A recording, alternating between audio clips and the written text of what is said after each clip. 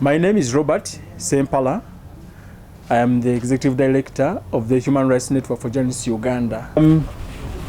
The Human Rights Network for Journalists Uganda has been monitoring and observing violent attacks against journalists since the beginning of the year 2023 to date. We have documented several attacks on journalists. Most of them are in form of physical assault, unlawful arrests and detentions, malicious damage to property, and threatening violence, among others. So we are gravely concerned over the continuous attacks and threats against journalists while in the line of duty by both the state and non-state actors.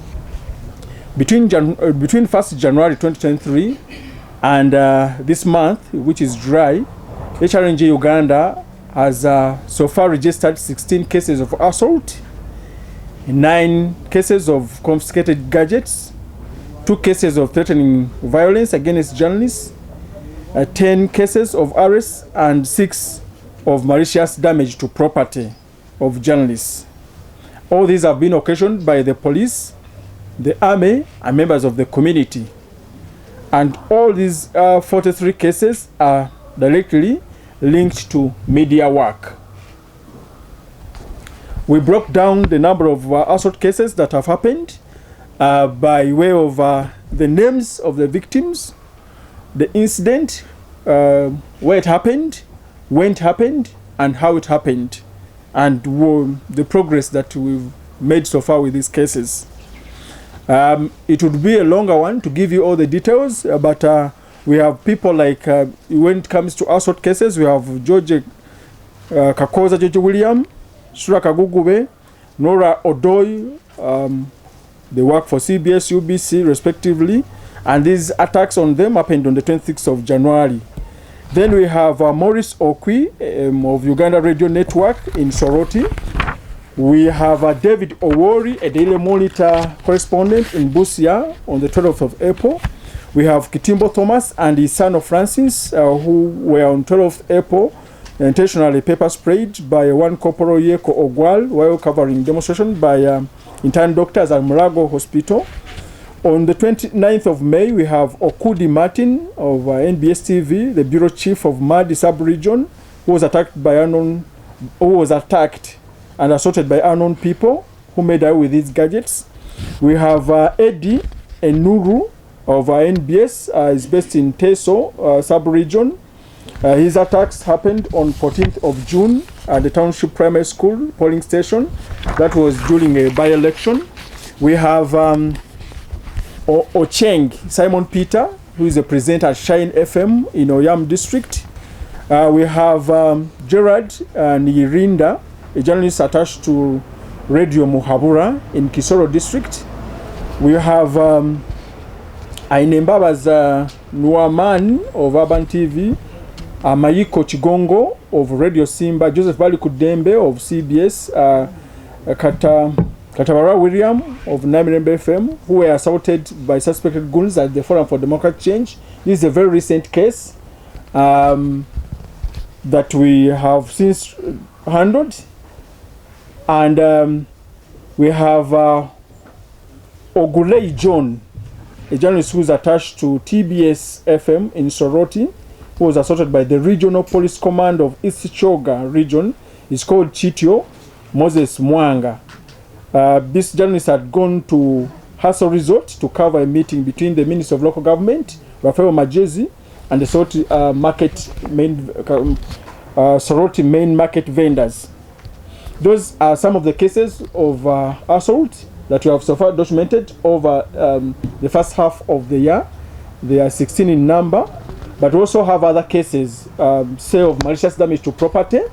Those of malicious damage to property, we have gadgets of Okoti Roni Job of NBS, a correspondent in Greater Northern Uganda, who was on 18th February arrested and detained at Zoka Police Barracks when he went to cover a potential or a possible eviction of residents from upper land by government.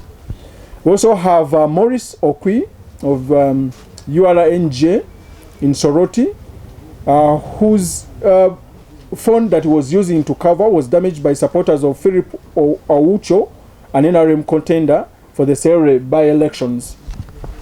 We have Eddie Enunu, the NBS chief I talked about, who was attacked by unknown people during the Bukedia by-elections and sustained injuries, and his phone was damaged.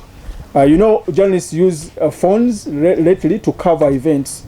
So we do not look at phones as only communication gadgets, but also as correctors of information. So when you hear us mentioning phones being damaged or confiscated or stolen away, we are talking of gadgets that are used for journalistic work. We also have Gerard Nairinda of Radio Muhabura, who was attacked by the manager of Gateway Bus Service Company while covering a demonstration by passengers of the bus company. His recorder was also damaged during the attack. We have another person who was attacked by the regional police command of East Shoga region and his belongings. This person is called Ogurei John, a journalist attached to TBS in Soroti, whose camera was damaged together with the tripod stand. The RPC, unfortunately, is evading justice because the regional police posts are refusing to open up a case of malicious damage to property, but also assault. They fear him because he's the commander in the region. We have since contacted the headquarters to see that he's brought to book. And lastly, on the issue of the gadgets, we have Joseph Balikudembe of CBS, whose recorder was damaged by suspect goons at the FDC headquarters. So far, these are some of the cases that involve damaging of property of journalists in the line of duty. Then we have arrests and detentions. These are 10 cases of journalists who have been arrested over the time.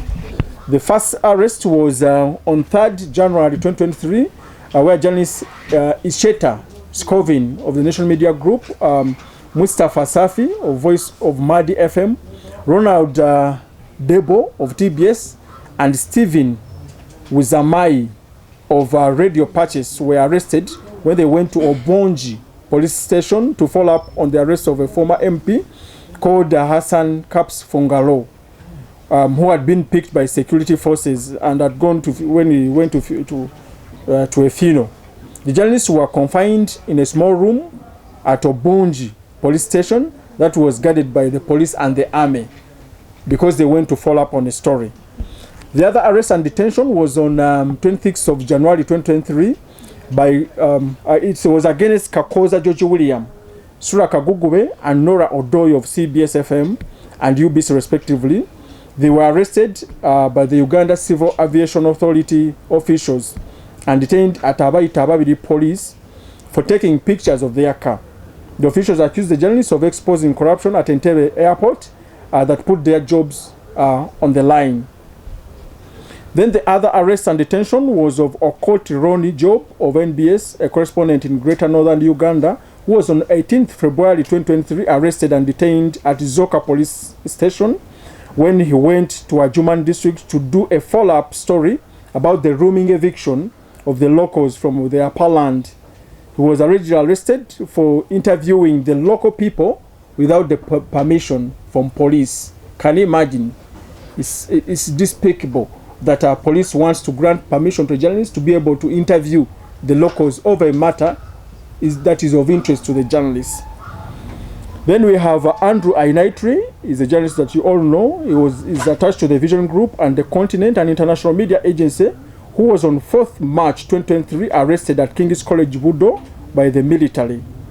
Andrew was of course investigating an alleged sex abuse story at the school, was detained at Budo police station for a night before being released on bond.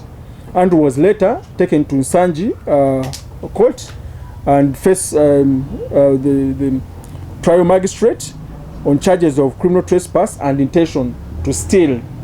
Imagine a journalist trying to steal at a school uniforms, books. It says you wonder what this issue was about.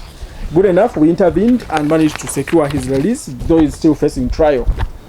Then the other arrest was of John Paul, a journalist at Arua 1 FM, who was on 19th June 2023 arrested by police while covering a demonstration by Muni University students. The students were demanding delayed pay for their allowances. He was detained at Arua Central Police Station, later released on bond. Then we have journalists whose lives were threatened. These were two cases of journalists whose lives were threatened. One of them was Amacha Goli, who works with Daily Express in Aguman district on the 18th of April 2023. Allegedly threatened by Major Chibuka Trevor, the second in command of the UPDF of the 71st Battalion and Sector Commander APA and for APA, and the relatives of the Paramount Chief of Madi, who is called Rani Stephen. The threats were as a result of the story he reported in the Daily Express, an online publication, on the 15th of April 2023, to the effect that the duo tortured the local people of Ngoro West Village in Ajuman district and evicted them from their land on ground that it had been sold to an Indian investor. So the journalist that tried to amplify the plight of the locals was threatened with death by these people. The other case of threatening violence was of Aroma Clement, a journalist attached to the Daily Monitor in Arua City, who was threatened on the 5th of June this year after publishing a story about the death of Lieutenant Colonel Edward Nyororo, who was killed from Somalia. He was threatened by the relatives of the deceased, yet to flee for his life.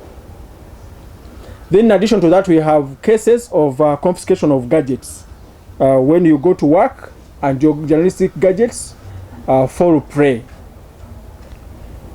We have 9 cases of gadgets that have been confiscated so far this year, and some of these cases involve one that happened on the 29th of May of Okudi Martin of NBS, the bureau chief for Madi sub-region.